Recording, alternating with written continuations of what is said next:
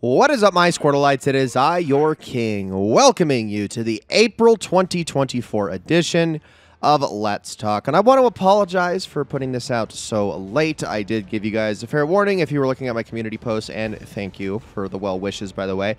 I don't think I actually got sick.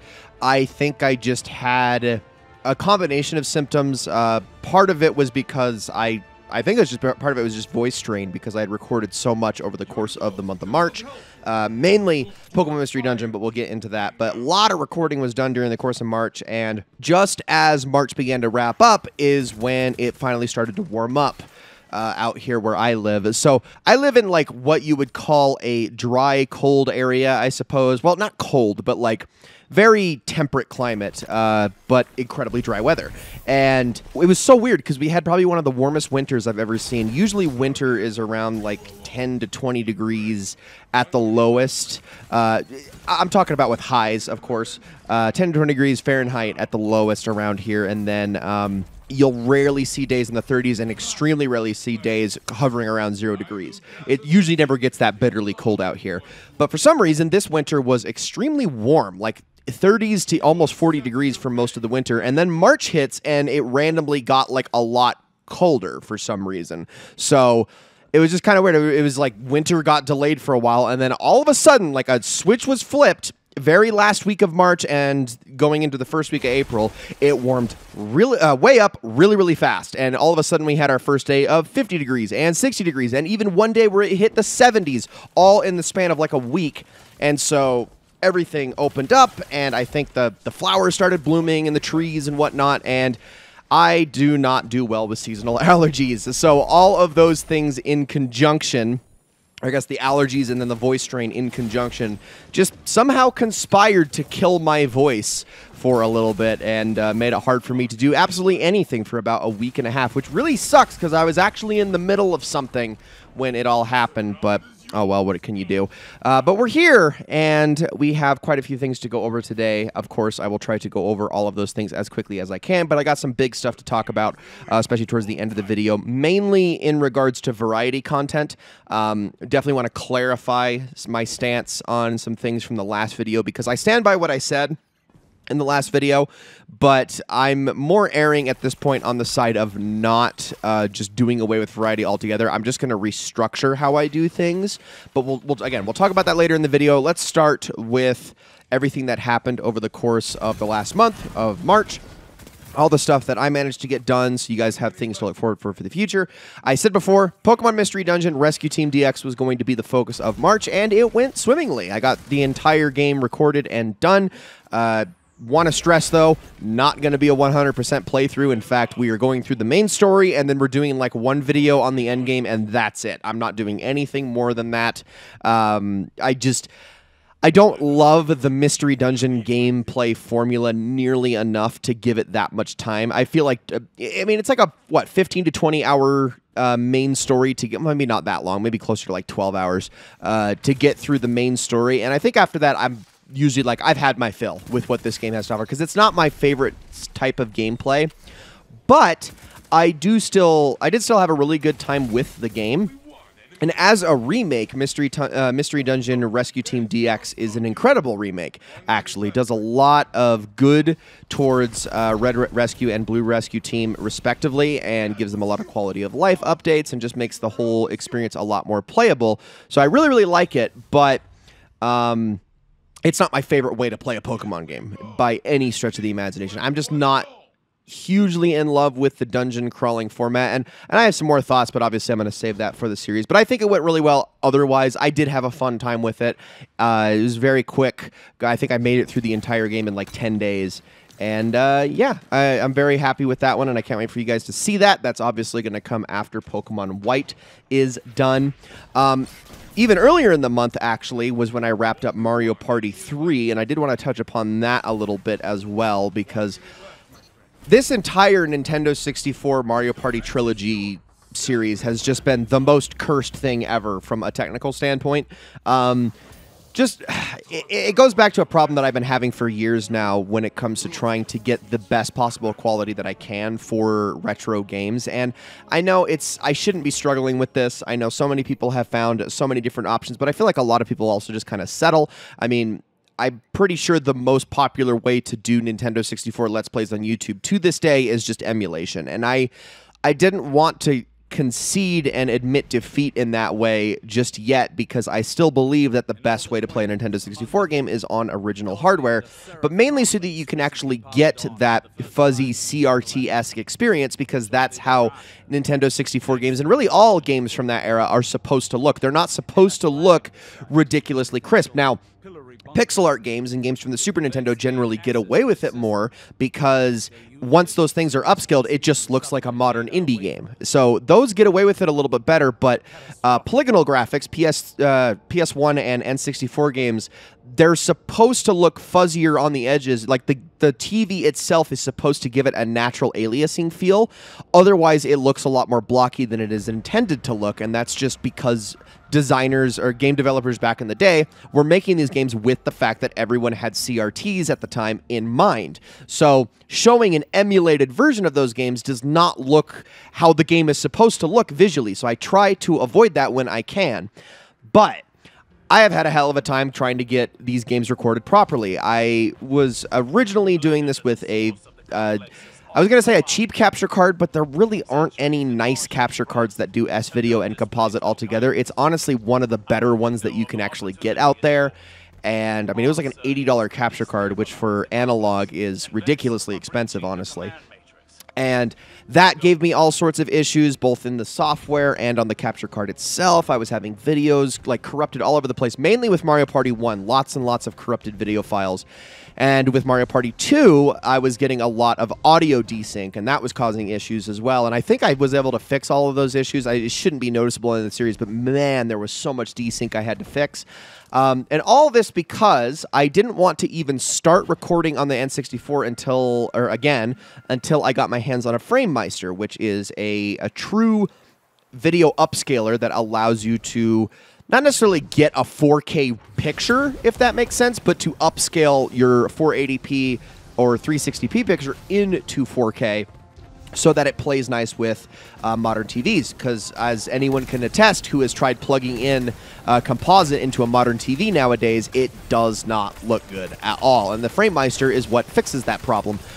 However, I got a FrameMeister, and it actually works really, really well, except when I plug it into my HDMI capture card. Then it doesn't want to play nice at all, and that is, of course, you know, I can't get around that, and that is kind of what kills the entire point of me trying to get a FrameMeister. And I already dropped $250 on that thing, and it's like, I'm not going to go out again and give it another shot just for it to fail all over again. So, I don't know, maybe someday I'll try an OSCC, because that is the FrameMeister competitor that I have heard good things about as well, and maybe that will play nicer. But for right now, I'm just kind of admitting defeat on that. And all of this is to say that Mario Party 3 is going to be emulated, which I really hate doing. And honestly, I was going to go through it on the Switch, Nintendo Switch Online, but I need an N64 controller in my hand, man. I have to have it to play those games. And while I have a couple of USB controllers, I did not,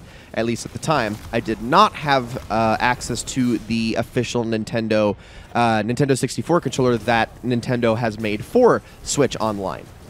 That has since changed with a future game, but that's all to say that this was my rationale for why Mario Party 3 was emulated, which then leads me into a problem that is going to be encountered a couple of times throughout this series, and that is, of course, visual glitches, because anybody who's tried to emulate on N64 can tell you it's very hard to predict and know exactly when you're going to run into certain visual glitches. Now, I tried to account for as many as I could, but there are a couple of minigames, especially later on in the series, that we run into them, and they have these very glaring visual glitches only in that minigame and nowhere else in the game. So that is going to be a thing that pops up probably about 2 or 3 times throughout the series, but Not too much that it's going to really cause a problem. There's only one time where I remember it was extremely noticeable. The other two times, I don't know, maybe you might not even notice it in the video, but they're there.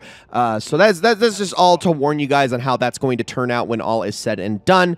I probably could even find some other tricks to maybe get around that later on, but for right now, that's just a little bit of a warning. All of that said, though, it's still a great series. I actually had a blast going through Mario Party 3, even though I think it is a lesser game to Mario Party 2. I still had a lot of fun recording these. Some absolutely insane things happened throughout the series, so I am excited for you guys to see that. I've been having a lot of fun recording these Mario Parties, and the good news is that as soon as we hit Mario Party 4 and we start going into more modern consoles, none of this is going to be an issue. As soon as I have ways of getting out of analog capture, which, yes, people might come in here and go, well, isn't the GameCube and Wii? Yes, it is technically, but I have workarounds for those that I do not have for the Nintendo 64 that don't involve me using emulation. So the GameCube ones should go fine. This is probably going to be the last hiccup in the Mario Party series, and hopefully it just goes swimmingly from here on out. The last thing I guess two last things that I worked on over the course of March. Yeah, I did a lot. Although, one of those... Okay, I guess I should start with the recording first. I actually got started on Banjo-Kazooie, which I planned on doing at some point later this year. And I made it about 4 worlds into the game, and that's right when I lost my voice, because it was right at the tail end of the month.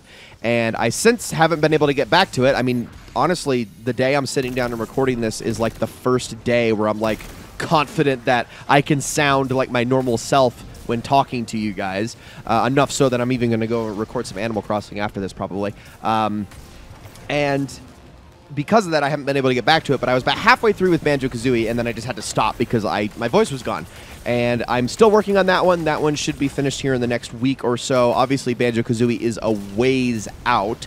It's a Saturday upload, so the order of operations, and in case you guys didn't already see the April schedule, Space Invaders is... well, you guys already got the first episode of Space Invaders, but the second and third episode are the next 2 Saturdays, and then the last Saturday of the month is going to be the first episode of Firewatch, and we'll talk about that one a little bit more later on. But yeah, a little bit of a surprise series that I don't think I talked about in a previous Let's Talk, but we are doing Firewatch, and I'm really excited for you guys to see that one. And after Firewatch will then be Mario Party 3, and then after Mario Party 3 will then be Banjo-Kazooie. So it's a ways out yet, but I am excited for that one. That one I am recording through the Nintendo Switch Online service, and I do actually have was able to get my hands on a official controller, so I feel much more comfortable playing through that game. And I feel like that's gone pretty well so far for a game that I'm not super familiar with. I don't know how many times I've said this on the channel, but Banjo-Tooie was the one I grew up with, and Banjo-Kazooie I've beaten one time. And it was on live stream. In fact, you can go and watch the VODs on the channel to this day, although I'm probably going to be making those private once this Let's Play goes up. But yeah, don't have a lot of history or experience with that game in particular, but I think the series has gone pretty well so far, but obviously we'll see how it goes in the later levels, because that's where I remember the real hell being. I'm looking at you, Rusty Bucket Bay, and Click Clock Wood. Last thing I worked on, and this was mainly as, I started to lose my voice, was editing a whole lot of stuff, mainly Destiny. There's just to give you guys an idea on the time frames for Destiny right now. So I just finished most of the Beyond Light expansion. We're currently in the middle of the Shadowkeep expansion right now, but Beyond Light expansion comes next, and there are a few additional things that kind of tail off the Beyond Light expansion, because this was right as Bungie was pretty much promised everybody that they were going to stop sunsetting things, as in removing paid content from the game. They stopped doing that, I believe, with the expansion after that, Witch Queen. And because of that promise, they actually started maintaining things in the game a bit more. So while Beyond Light itself, a lot of that content is still lost to history, I'm still going to have to make a season's recap video. There are some things from those seasons that are still in the game at current, and I still want to cover those things throughout the series, so I still have a few videos of that particular stuff to make and to edit. But for the most part, that's all said and done. It's just that the recap video, which I have one for Forsaken that you guys have already seen, I have one for Shadowkeep coming out at the end of Shadowkeep, and then the Beyond Light one is actually going to be probably a 2-parter for this very reason that there is additional stuff to show. So that's going to be a whole thing, and those recap videos are probably the most editing-intensive Destiny videos I do by a long shot, actually, just because it's me. I mean, it really is just editing, like my voice and then editing and almost nothing in the way of actually recording footage because, well, I can't record stuff that's not in the game anymore, and so I'm having to use a lot of other people's footage and credit them properly and edit it all away. And you also use Bungie trailer footage and official stuff and edit it all in a way where it all kind of works together properly and I can explain everything in full without missing too many details while also not spending too much time talking about individual things. And they take a while. Those take me like multiple hours to put together, and I have to script, and the script writing is actually really long on those videos as well because I'm having to get out so much information in such a concise format. So that's also pretty tricky. I have to rephrase and reword a lot of things when I don't like how it sounds in time because I have a tendency, in case it wasn't obvious, I do get to rambling sometimes about certain things. I have that same problem when it comes to writing, where I'll like latch onto a topic in the middle of writing about something, and then I'll keep going with that topic, and then I'll kind of lose my train of thought, which is kind of exactly what I'm doing right now. But then I have to remind myself to come back to it. But at least with writing, as opposed to speaking, I can go in there and go, you know what? No, I can strip this part out, strike this from the record, move all this stuff out, and do all that before I actually sit down and record it with my voice. But that obviously requires me to go back over it and make sure that I like it all, and that just makes it a very time-consuming process. Because in a lot of ways, when it comes to scripted stuff, I'm a perfectionist. Like, I'm definitely not when it comes to the live commentary stuff. I kind of just wing it and hope that it all works well. And sometimes if I'm like really hating the way it's all turning out, I'll actually stop and then start over and try to do a better job the second time. But when it comes to scripted stuff, I'm extremely like, okay, no, this needs to sound exactly the way I want it to do because, I mean, I'm already putting in the effort at this point, might as well go all the way with it. And yeah, and that tends to make videos of that nature, like those seasonal recap videos, very time consuming, and obviously I have a lot of work to do. But this is all to say that I have edited enough of this content that I can pretty safely gauge that the Beyond Light stuff is going to end in about September. I don't want to say that with 100% certainty. I'd say September is the safest bet. Possibly October, but I don't think it's going to stretch that far. If so, it'll be like really early October. But around that time frame is when the Beyond Light stuff should conclude. And this is where I talk about the break in the Destiny action for a moment. And also where I kind of transition into talking about what I'm going to be doing for the next couple of months. But first things first, let's focus on Destiny, or at least what I'm going to be doing in between Destiny and how that's all going to work. So I said this before that I don't want Destiny to just dominate the entire channel continuously for the next several years. I want to take breaks at certain points, and especially as we start to head into even meatier chunks of the game, because covering Forsaken and Shadowkeep and Beyond Light have been, for the most part, incredibly straightforward. It's just been the expansions and then the seasonal recap videos, but as we get into the expansions after Beyond Light, Witch Queen, Lightfall, Final Shape probably, although I can't say with any certainty on that one because it's not even out yet, those expansions there's a lot more that I can cover beyond just the expansions themselves. The seasonal content, I was actually there for those things, and I was able to cover them in full. This means that there is a lot more to cover in each expansion. This takes the average episode count of an expansion up from like 30 to 40 all the way up to like 80 to 90 per expansion. That's a lot of videos. That's a lot of time, and I don't want to just completely overload everybody by just burying you in Destiny videos, so there's going to be breaks here and there. In fact, my plan is there's going to be a break after Beyond Light going into Witch Queen. My current plan is to take a break after Lightfall, but depending on how long Witch Queen ends up being, there might just be a break between each expansion. And I want to fill in the gap with another Let's Play. And given that this is the primary upload slot, these are going to be especially important games that I really want to put a focus on this channel. These are like the Okami and the Shadow of the Colossuses of the world. Like that's what this upload slot is for. These are the games that I genuinely care and put the most effort into at any one time. And the next game that's going to fit that bill, that will be going in between Beyond Light and the Witch Queen, is Eco, as in the Ico that is the prequel to Shadow of the Colossus and part of the same trilogy as The Last Guardian. I have been putting this game off for many, many years, and I'm still a little bit cagey about it, but I'm going to give it a shot, and we're going to do the best that we can with this one because, and I've said this before, while Ico is probably my least favorite game in the trilogy, I don't dislike it. I've had a lot of people ask me that, like, so do you not like Ico? Because, you know, you've covered Shadow of the Colossus, what, like 1 billion times? Not true, by the way. It's been 3. But I've covered Shadow of the Colossus a bunch. Last Guardian was, like, I got to that, like, the second it released. But in all this time, I've never covered the other game in the series. And a game that is, in a lot of ways, every bit as beloved as Shadow of the Colossus, if not more so, given its influence and impact on the game industry as a whole.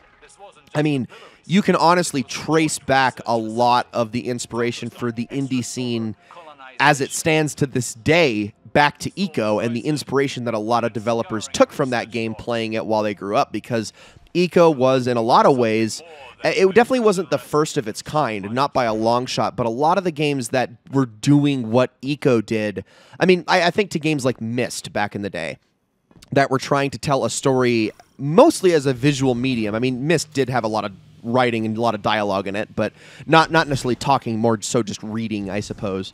A lot of text is, I guess, what I should say.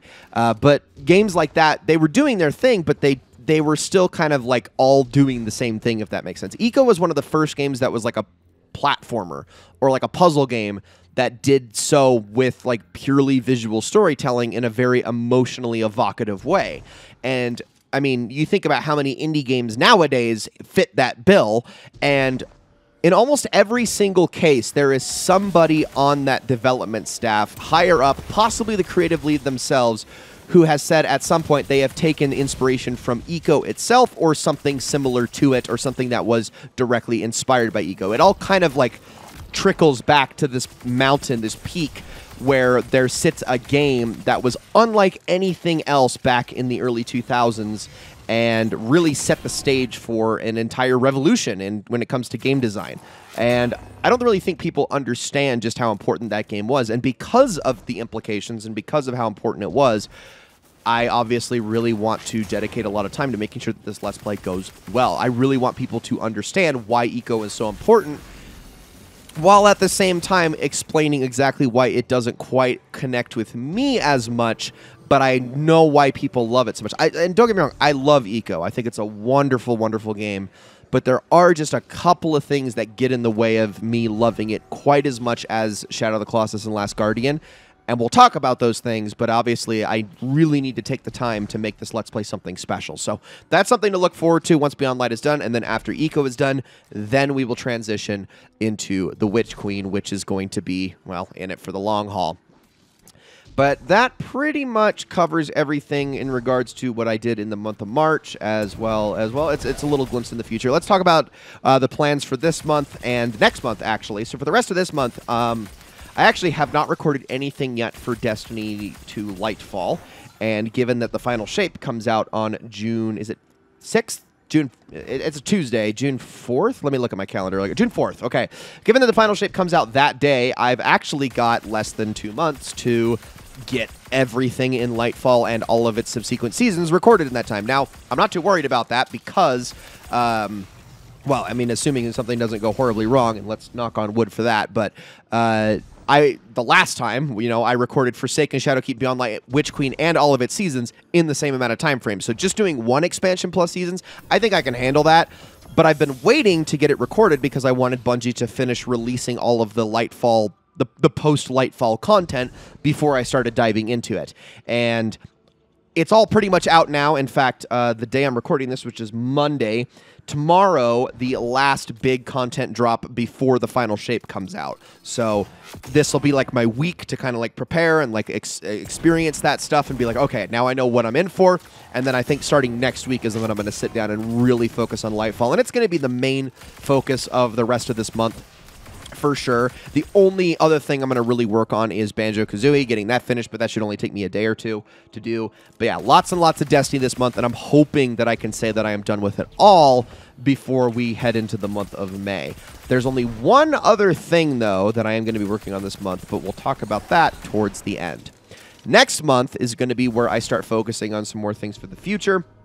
Eco being one of them, that Fallout 4 playthrough that I have hinted at many times, where we go back and do another faction-specific playthrough, much like we did a couple of years ago with the Brotherhood of Steel. This time we're going to be going through the Institute, and I'm going to be doing things a little bit differently this time around. I'm actually going to be sticking more so to the vanilla storyline with this one, but I'm going to try to frame it in such a way where we can really get into like more of a role-playing mindset as we go into this one, while also not making this series ridiculously long, because the point of these alternate faction playthroughs is to show the, because in my main Let's Play, I did a playthrough of the Railroad side of things. Like, that's the faction I ended up siding with in that playthrough. The point is to show the other routes, and I want to do so as quickly as possible, so these aren't going to be like 100-episode Let's Plays where we go through all of Fallout 4 again. No, we're just going to be showing the very Institute-specific stuff that, or at least that's the main idea. There will be some backstory and setup and whatnot that I'll also include in there, but mainly when it comes to the actual live commentated commentary, I only want to show the stuff that really pertains to the Institute and their path. So that's going to be something I'm going to be working on as well. And then the last thing that I'm going to be working on the month of May is getting ready for the next Pokemon game after Mystery Dungeon, which I won't talk about right now. I've hinted at it a couple of times, but I don't want to talk about my definitive choice. In fact, I'm just going to make you guys sit on it and wait for it, because that is going to be revealed at the tail end of the Mystery Dungeon Let's Play. And then in June is when I'll probably jump into Mario Party 4, and then I will start working on Super Mario Galaxy, because that is a very old and outdated Let's Play that was recorded on very inferior hardware, and I would very much like to give it the HD remaster, quote-unquote, treatment in much the same way that Nintendo did. Although I promise I will not make mine limited time and scarce, and there will still be 1,000 copies of it sitting in a bin in Best Buy years after Nintendo pulls it from store shelves. Okay, I guess it's that time, huh? Is that the next thing we're going to talk about?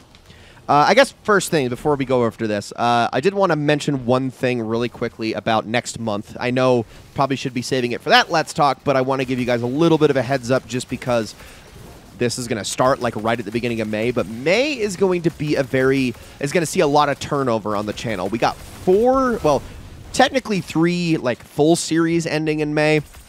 But if you want to be like, I guess, asinine about it, there's a 4th series that's also ending in May.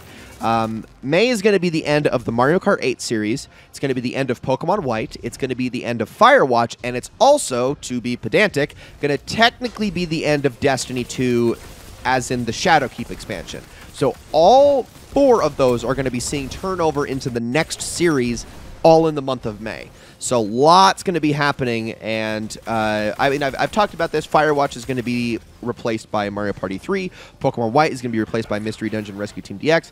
Mario Kart 8 is going to be replaced by Animal Crossing New Horizons, which I've been continually working on for the past just multiple months now, and is going to be a continued project probably for the rest of the year, honestly, with how that one's going.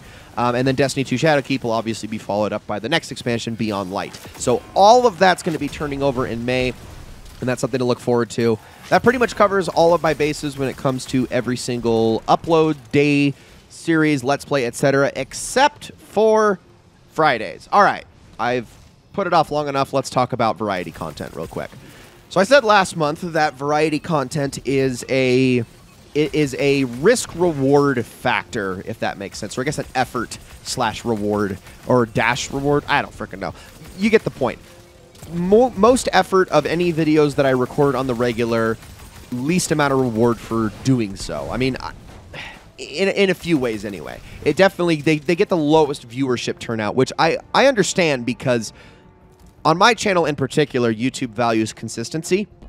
The more and the longer I upload a series, the more regular views it gets, because once somebody turns one on, the next episode is almost always going to be sent to their feeds. That's just how the algorithm works. So it makes sense. When I'm doing variety content and it's not episodic and one video isn't related to another, people are going to see one video, like they'll be like, oh, he looked at Disco Elysium, and then the next one's going to come out and it's going to be some completely different game, and they're going, what the hell is this shit? And they're gonna, the algorithm doesn't really like it when you do that, so it makes sense. I get it why YouTube is not very friendly with it. However, I have a great time with variety videos. I really do like making them. I just wish that, I don't know, I guess I just wish that they connected with people a little bit more, because I'm definitely having a lot of fun looking at these games. And I was thinking about that. I was taking in that perspective for a moment, and I was going, you know what? I can continue to keep that energy, but there's definitely certain variety videos that I have a lot more fun making, and there are other ones I have a lot less fun making. And it's pretty easy to pinpoint down which ones I like and which ones I don't. And while I still want to keep variety, I definitely got to shift my focus on how I do things. So here's how this is going to work, okay? We have technically 4 series, okay? Let's have a look at, which is any random-ass game. Doesn't matter what it is. It could be something that I just pick off a shelf. I could be looking through my game list and, oh, you know what? Haven't played that one before. Let's do it. That's what Let's Have a Look at is. That is the spirit of that series. It's got no rhyme or reason to it whatsoever. It could be absolutely anything. Then we have Games I Remember. These are a very specific subset of games that I have nostalgia for, that I played at some point growing up, and I have memories of playing, but I certainly do not have an affinity nor a connection with these games enough so that I'm willing to do a Let's Play of them, or at least that's not my intention. Really the only game so far that we've looked at that ended up becoming a much longer series was Greg Hastings Tournament Paintball, and even that game I cut short before we got to the real end of the game, like the last most difficult part, just because that game just gets unbelievably tedious from a viewership perspective the longer you go, even though it is still a very fun game to play. So that's what Games I Remember is. It's a very finite list, actually. In fact, I can tell you right now, if I can bring up my my Microsoft Excel document because I'm so freaking organized, being facetious, and I can tell you the definitive list as of right this second sits at 46 games. Okay, so if I were to do one Games I Remember video every single month, that would be basically 4 years of content right there. 46 games, and it is incredibly finite, and maybe once in a blue moon I'll be like, oh yeah, that game, and I'll add it to the list, but it's incredibly rare. I've pretty much parsed through every single game I've ever touched or owned, and that is pretty much what it's come down to, is that number. So, pretty small list, but also plenty to work with. And then we have the I've Always Wanted to Try series, which is, well, pretty singular in its purpose. These are games that have been on my backlog for a very long time, games that I've had an eye on, games that I fully intend to play someday, but due to the fact that I have a hobby that already consumes most of my gaming time, and I have this, like, a couple of games that I hyperfixate on all the time, I just never get around to doing them, and this is my perfect excuse to force myself to sit down and go, nope, you are going to finally get around, you're going to play this game because you wanted to play it, and we are going to see if it's any good. That is what that series is supposed to be. The fourth one is, of course, Collector's Corner, and I've kind of filed that under the Let's Have a Look At series because in many of the same ways, it still is in the same spirit of pick a random game. The only stipulation is this game more than $100 complete in box? That's literally it. If it's that expensive, I will throw it in the Collector's Corner. Sometimes I even go lax with that rule. I think the cheapest game I've looked at in that series was, when I looked it up on price charting, it was like $80, $85 complete in box or something like that. But for the most part, I've stuck pretty rigorously to that rule. Is it over $100 complete in box? Okay, then it's eligible. And other than that, it is completely random. So with those 4 series in mind, can you guess which one of them I have enjoyed the most? That's right, it's the I've Always Wanted to Try series, because those are specifically the games that I have the most interest going in, and also the games that tend to, because I'm pretty discerning with what kind of games I like, those tend to be the games that I actually want to stick with and go, hold on, I am liking this, and there's a reason I was interested in it, and now I want to play more of it. But if I don't continue to make videos about it, I might never get around to actually doing that. So that series has really kind of taken off as, like, my favorite, okay? And they haven't all been winners. There have been a few games here and there where I'm like, no, you know what? I'm satisfied to never come back to this again. But for the most part, that series is the one that stands out to me. Games I Remember is also very interesting just because they're nostalgia trips, and I like going back to them. But I'm also okay, like, 90% of the time of just leaving those as is. Like, I look at it once, and I'm like, all right, I'm good. I had my little nostalgia kick. I remember, like, all the thoughts that I had back when I last played this have come flooding in.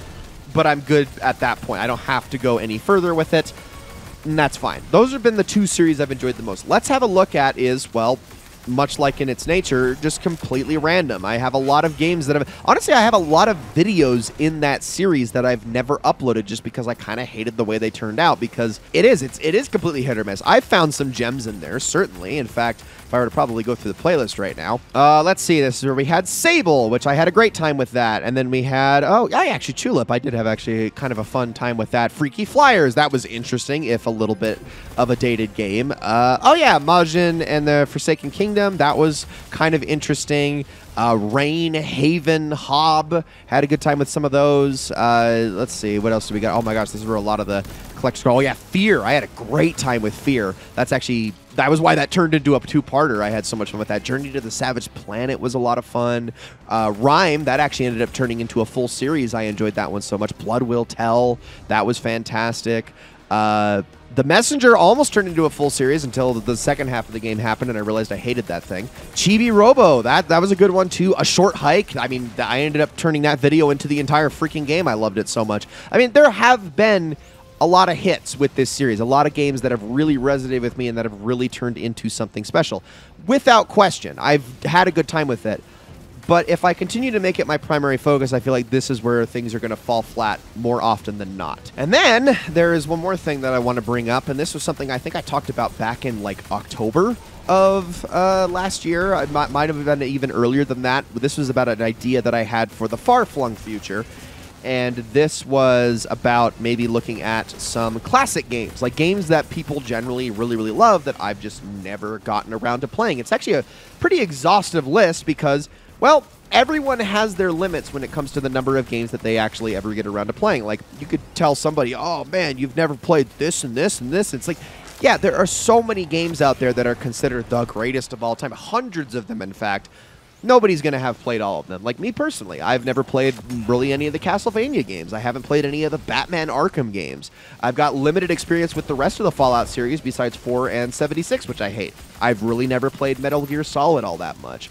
I haven't really played all but 2 of the Persona games. And even then, I really only have a lot of affinity with one of them, being Persona 3, even though I don't think I would ever Let's Play that game. Resident Evil, don't have a lot of experience with that series. Silent Hill is completely limited to 2, and even then, my knowledge of that game is solely down to my one live stream of it many, many years ago. Like, lots of games that people would consider just, you know, beyond... They're paragons in their respective genres, and I've never played them. And that is a very exhaustive list that I have also tried to create and curate over the years because someday I wanted to get around to playing a lot of these. So here's what I'm doing. Okay, this is the plan.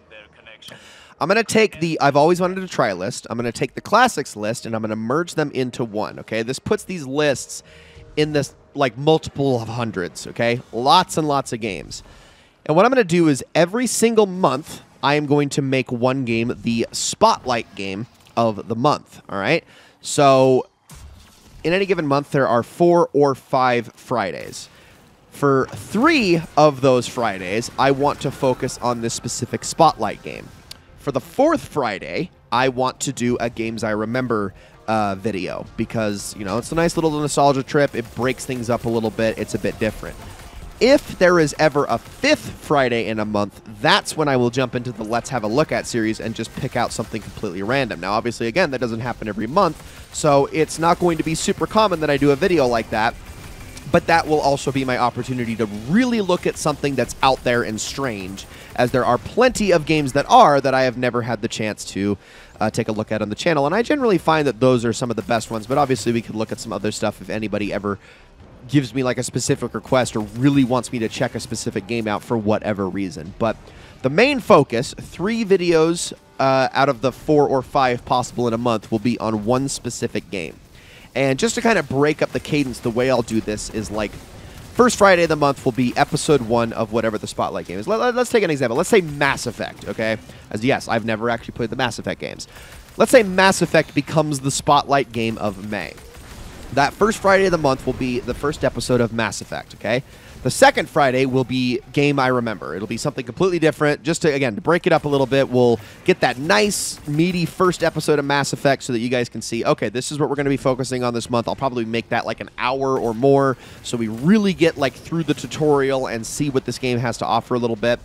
Then we'll, like I said, second Friday will be something completely different. Game I Remember, something from my childhood, some sort of nostalgia trip. Then the third Friday will be Mass Effect Episode 2. And the fourth Friday will be Mass Effect Episode 3. The fifth Friday, if it happens, will then be something completely different. Some let's have a look at, Collector's Corner.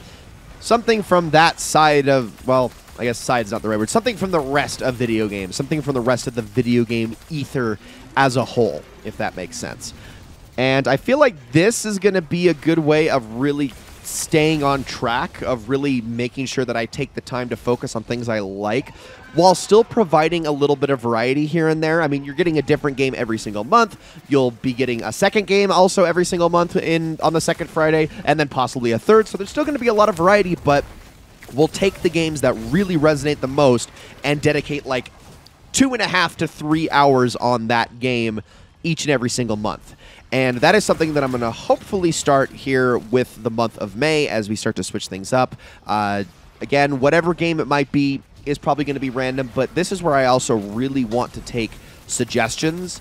And if this starts to resonate with people enough, what I actually might do is post a poll every single month to gauge what people think about me covering a certain game for a spotlight. Like, I'll take like a list of 4 or 5 that have been particularly on my mind. And that doesn't mean I'll necessarily cover it the next month, but maybe I'll put it in a future month. I try to switch things up just to keep people on their toes.